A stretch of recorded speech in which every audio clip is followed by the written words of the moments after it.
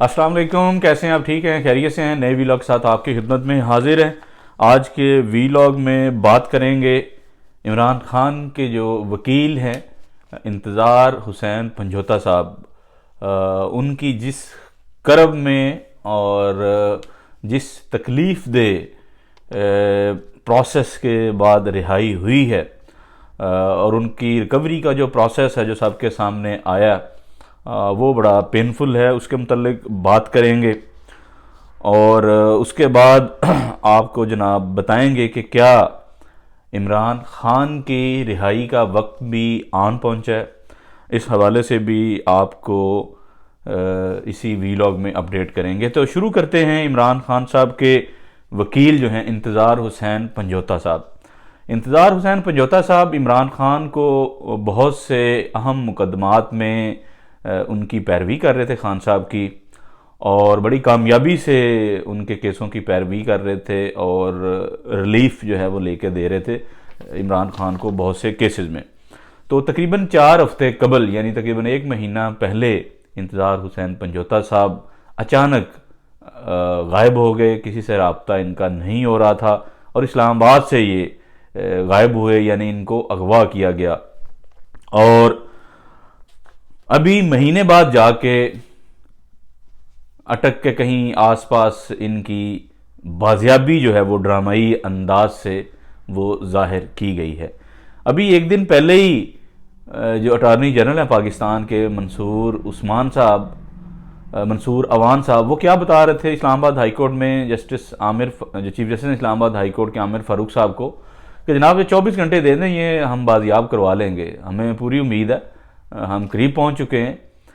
اور اس کے بعد وہی ہوا کہ اگلی ہی رات، یعنی جس روز یہ ساری وہاں پہ انڈرٹیکنگ دے رہے ہیں، اسی رات ہی ڈرامائی انداز میں ریکوری ہو جاتی ہے انتظار حسین پنجھوتا صاحب کی، کہ ایک ناکے پہ جناب پولیس کھڑی ہے، اور ایک گاڑی سے اچانک فائر پولیس پہ ہوتا ہے، پولیس جوابی فائرنگ کرتی ہے، جو گاڑی میں سوار تھے مسلح لوگ وہ بھاگ گئے، اور پولیس جب گاڑی پہ کے قریب پہنچی ہے، جا کے دیکھا ہے ایک بندے کو، اس کے ہاتھ پاؤں جو ہیں وہ باندھے ہوئے ہیں، اور پھر اس سے بات چیت کرتے ہوئے پتہ چلا کہ وہ تو انتظار حسین پنجھوتا صاحب ہیں، خان صاحب کے وکیل جو 1 مہینے سے غائب تھے۔ پھر پولیس نے وہیں پہ ان کو گاڑی میں بیٹھے بیٹھے ان کی فوٹیج بنائی، ان سے انٹرویو کرنا شروع کر دیا، پھر تھانے لے جا کے بھی ان کا آن کیمرہ جو ہے وہ انٹرویو ریکارڈ کیا اور اس کو سوشل میڈیا پہ چڑھا دیا، اور اعلیٰ کارکردگی کا مظاہرہ دکھانا شروع کر دیا پولیس نے، کہ دیکھیں جناب ہم نے ڈاکوؤں سے جناب ان کو بازیاب کروایا ہے۔ اور پھر اس میں یہ سوال کہ جناب وہ تاوان مانگ رہے تھے، 2 کروڑ مانگ رہے تھے، اور وہ انتظار حسین پنجھوتا سے ہی مانگ رہے تھے، جو ان کے پاس ہے بندہ جو مغوی ہے اس سے ہی مانگ رہے تھے، بجائے کہ تاوان جو ہے وہ تو فیملی سے مانگا جاتا ہے، لیکن وہ مغوی جو ہیں وہ اغوا کار مغوی سے ہی مانگ رہے ہیں 2 کروڑ روپیہ کہ جناب ہم نے تاوان دینا ہے۔ تو یہ ساری گھڑی گھڑائی کہانی پچھلے کئی سال سے یہ سنائی جا رہی ہیں، ہر اغوا کے بعد ایسی ہی کہانی سامنے آتی ہے کہ جناب وہ، اور اس ریکوری جو ہے وہ بڑی ڈرامائی انداز میں ہوتی ہے۔ اسی طرح کی ریکوری جو ہے بازیابی وہ عمران ریاض کے کیس میں بھی ہم نے دیکھی، جو 4 مہینے سے زائد عرصہ تک ان کو اغوا رکھا گیا، ان کو غائب کیا گیا، اور اس کے بعد پھر اچانک سے ان کی ریکوری ڈال دی گئی پولیس کو، جناب اچانک سے عمران ریاض صاحب مل گئے اور وہ ان کو لے کر گھر آ گئے۔ تو یہ سکرپٹ تقریباً ہالی ووڈ کی فلموں جیسا ملتا جلتا ایک جیسا ہے، لیکن یہ بڑی خوفناک اور دردناک داستانیں ہیں جو کہ لکھی جا رہی ہیں پاکستان کی تاریخ میں، اور اس کے داغ اور دھبے یقینی طور پہ پاکستان کی خفیہ ایجنسیوں کے سر ہیں، یہ ان کے دامن پہ یہ داغ ہیں جو مسلسل لگ رہے ہیں، جو ظلم اور ستم کی داستان یہ رقم کر رہے ہیں، اس کے براہ راست ذمہ داری ہماری جو خفیہ ایجنسی ہیں ان پہ عائد ہوتی ہے۔ وہ میں بتاتا ہوں کہ کس لیے۔ پہلے تو انتظار حسین پنجھوتا کے متعلق آپ کو مزید بتائیں کہ یہ کوئی عام وکیل نہیں ہے، سابق وزیر اعظم کے وکیل ہیں، اسلام آباد پاکستان کا دارالحکومت ہے، وہاں سے ان کو اغوا کیا گیا، اور مہینے تک کوئی عطا پتہ نہیں کہ کون لے گیا، فوٹیج کہاں گئی، نہ اغوا کرنے کی فوٹیج ملی، نہ ان کی آپ دیکھیں گے کہ بازیابی کا یہ جو پورا ایک فلمی ایکشن ہوا ہے، نہ اس کی فوٹیج آپ کو ملے گی۔ تو کہاں جاتے ہیں وہ CCTV کیمرے جو کروڑوں روپیہ لگا کر لگائے جاتے ہیں ان شہروں میں، جیسے ہی کوئی اس طرح کا اغوا کا واقعہ ہوتا ہے تو CCTV فوٹیج غائب ہو جاتی ہے. تو یہ ایک نامور وکیل اس طریقے سے دن دہاڑے اسلام آباد سے اس کا اغوا ہونا, مہینہ نہ ملنا, پھر اٹارنی جنرل کا اسلام آباد ہائی کورٹ کے چیف جسٹس کے سامنے جا کر بیان دینا کہ جناب بس کچھ گھنٹے دے دو, بندہ کو اسی بازیاب کروانے لگے ہیں, بس بازیاب ہو جائے گا. جیسے کہ سارے اسکرپٹ اٹارنی جنرل نے خود پڑھ رکھا تھا, ان کو کمیونیکیٹ کیا گیا تھا کہ یار ایسے ایسے ہونا ہے تو آپ بس کچھ چند گھنٹے اور لے لیں, ہم ان کو چھوڑ دیں گے. اور جس کرب میں ان کی حالت ہے, جس افسوس اور دردناک جو وہ داستان ان کی باڈی لینگویج بتا رہی ہے, وہ انتہائی افسوسناک ہے اور غمگین کر دینے والی ہے. اور یہ بنیادی طور پہ انتظار حسین پنجوتا کی داستان نہیں ہے, یہ پاکستانیوں کی داستان ہے جو یکے بعد دیگرے اس پروسیس سے گزرتے ہیں اور کوئی پوچھنے والا نہیں ہے ان ذمہ داران کو.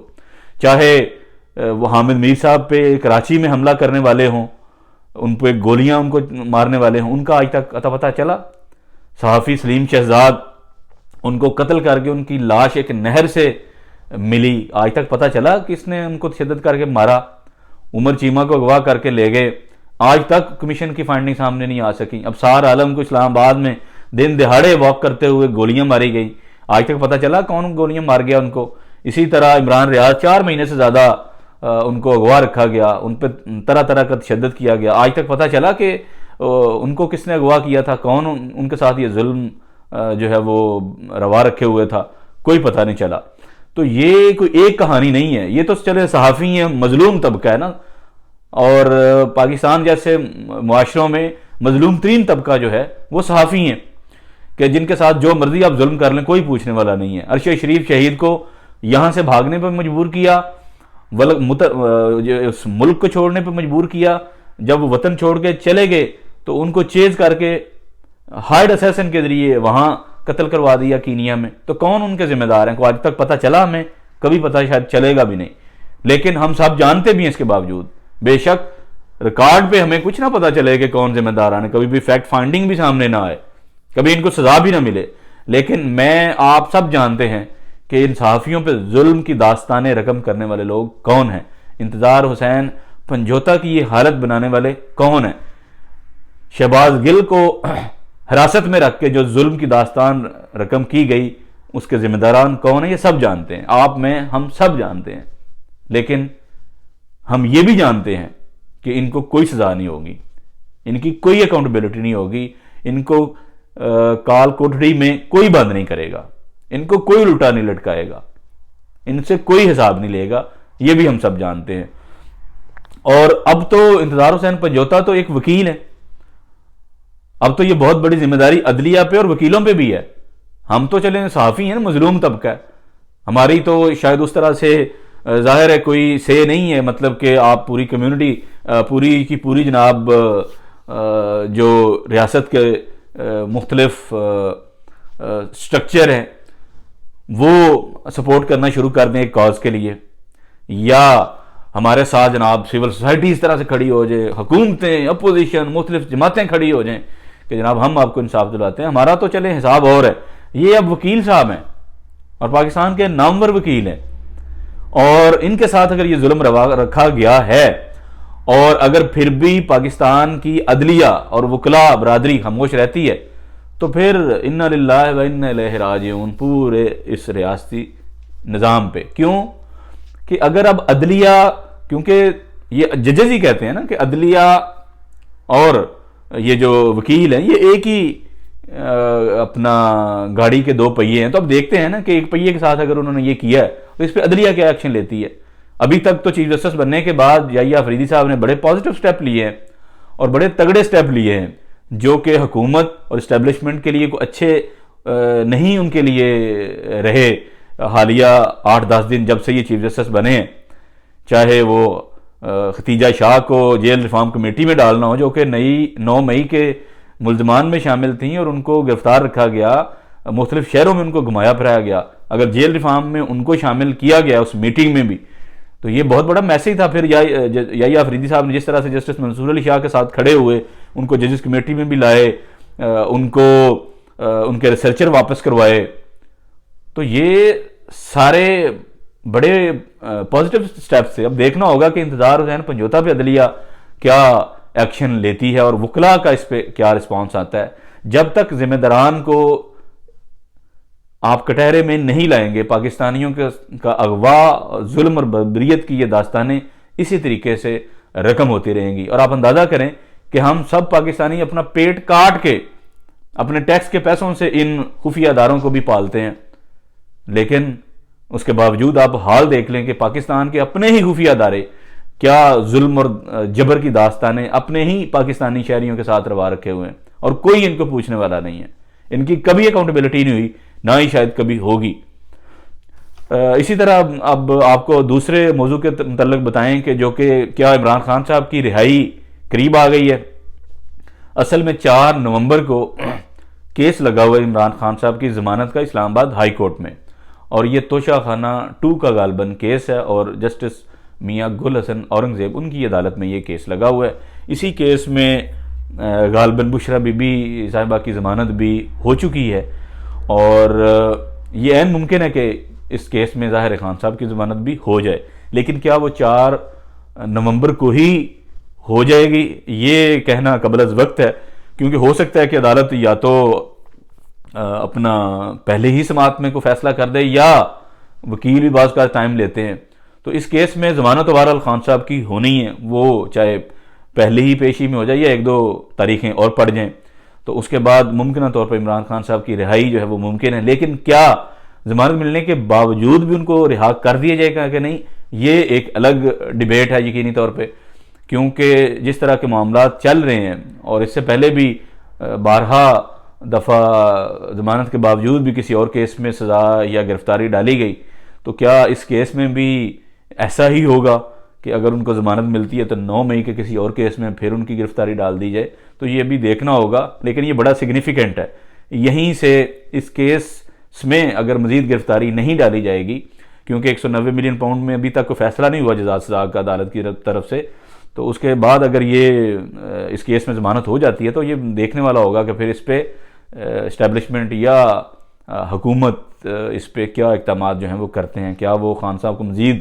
کسی اور مقدمے میں گرفتار کر کے جیل میں رکھتے ہیں، یا پھر ان کی رہائی ہو جاتی ہے اور وہ زمان پاک یا بنی گالا منتقل ہو جاتے ہیں؟ یہ بڑا انٹرسٹنگ ہوگا یہ اس کیس کو فالو کرنا.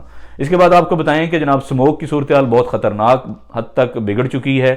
1000 سے زائد جو پوائنٹس تھے وہاں تک پہنچا ہوا تھا یہ ایئر کوالٹی انڈیکس جو تھا، اور پاکستان کا جو لاہور شہر خاص کر کے، کئی اور دیگر شہر بھی ہیں لیکن لاہور دنیا کے آلودہ ترین شہروں میں سر فہرست رہا ہے پچھلے کئی سال سے. اب یہ نمبر 1 پہ آ رہا ہے آلودگی کے لحاظ سے. جو آلودہ ترین شہر ہیں پوری دنیا کے، لاہور اس میں نمبر 1 کئی سال سے آ رہا ہے. یہ اوپر نیچے ہوتا رہتا ہے نئی دلی کے ساتھ بھی، اور حال ہی میں 1000 سے زیادہ جو ایئر کوالٹی انڈیکس ہے وہ کراس کیا، اور یہ آلودہ ترین جو شہر ہیں ان میں ڈفرنس جو ہے وہ لاہور کا بڑھتا جا رہا ہے. اور یہ بڑی المناک صورتحال ہے شہریوں کے لیے. وہاں پہ جو سانس کا پرابلم ہے وہ بڑھتا جا رہا ہے، کیونکہ جب آلودگی فضا اس میں اتنی گندگی ہوگی تو ظاہر وہاں پہ سانس لینے کا پرابلم ہے. اسی لیے اسکول جو ہیں وہ پنجاب گورنمنٹ نے 1 ہفتے کے لیے بند کر دی ہیں. تمام سرکاری اور نجی ماسک پہننے پہ بندی لگائی ہے. اسی طرح مارکیٹس کو بند کرنے کے حوالے سے ایک خاص ٹائم جو ہے وہ طے کیا گیا ہے. تو اس کے لیے ایک لانگ ٹرم سلوشن ڈھونڈنا ہوگا اور شارٹ ٹرم سلوشن بھی ڈھونڈنا ہوگا. لاہور شہر میں گاڑیاں اتنی زیادہ ہیں کہ آپ حساب نہیں لگا سکتے. ایچ کالج ہو یا بیکن ہاؤس ہو یا دیگر اہم جو پرائیویٹ نجی ادارے ہیں جہاں پہ عمرہ کے بچے آتے ہیں، ہر بچے کے لیے الگ گاڑی ہے. ان کو چھوڑنے کے لیے، ان کو یعنی پک اینڈ ڈراپ کے لیے ہر ایک بچے کے لیے گھر میں جو جاتے ہیں پڑھنے کے لیے تقریباً ایک الگ گاڑی جو ہے وہ لگی ہوئی ہے. اور اسی حساب سے جب اسکول کی ٹائمنگ، اسکول سٹارٹ ہونے کی ٹائمنگ اور جب اسکول بند ہوتے ہیں چھٹی کے وقت کی ٹائمنگ، آپ دیکھ لیں کہ سڑکوں پہ کتنا زیادہ رش ہوتا ہے. تو کیا ہی اچھا ہو کہ یہ گاڑیاں ساریاں ان کو آپ بند کریں. بچوں کو پک اینڈ ڈراپ کے لیے آپ بسز کا انتظام کریں. یہ جو ایچ کالج میں جانے والے بچے ہیں یا بیکن ہاؤس میں جانے والے بچے ہیں، یہ کیوں نہیں ان کے لیے اچھی بسز کا انتظام کیا جاتا؟ ایک ہی بس میں اگر 60-70 آپ بچے بٹھا دیں تو آپ کی 60-70 گاڑیاں جو ہیں وہ کم ہو سکتی ہیں.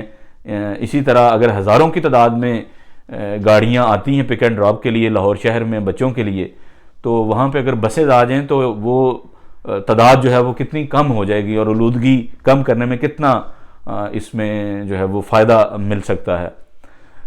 اسی طرح دیگر جو معیار ہیں وہ بھی گورنمنٹ کو لینے پڑیں گے. فیکٹریوں کے حوالے سے جو بہت زیادہ دھواں چھوڑتی ہیں، اس حوالے سے بھی گورنمنٹ کو بڑے ایگزیمپلری قسم کے معیار لینے پڑیں گے، تب جا کے اس صورتحال کو قابو کرنے میں مدد ملے گی. وگرنہ لاہور شہر میں رہنا جو ہے وہ کافی حد تک جو ہے وہ مشکل ہوتا جا رہا ہے. اور یہ حالیہ شاید ایک ڈیڑھ سال پہلے ایک ریسرچ بھی آئی تھی کہ لاہور شہر میں جو اپنا زندہ رہنے کی جو ٹائم لائن ہے وہ اس میں بھی یعنی آپ کا تقریباً 3-4 سال کم ہو گئے ہیں اس آلودگی کی وجہ سے، کہ آپ کی زندگی جو ہے وہ بھی شارٹن ہوتی جا رہی ہے کیونکہ وہاں پہ رہنا اتنا محال ہوتا جا رہا ہے.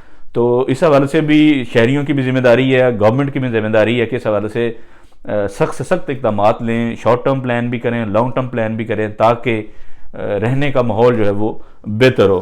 اسی کے ساتھ چلتے چلتے آپ کو بتائیں کہ جناب نیوزی لینڈ نے بھارت میں ہی دھول چٹا دی ہے. 3-0 سے انہوں نے ٹیسٹ سیریز میں عبرتناک شکست دی ہے. ممبئی میں آخری ٹیسٹ تھا، تیسرے روز ہی یہ ٹیسٹ ختم ہوا.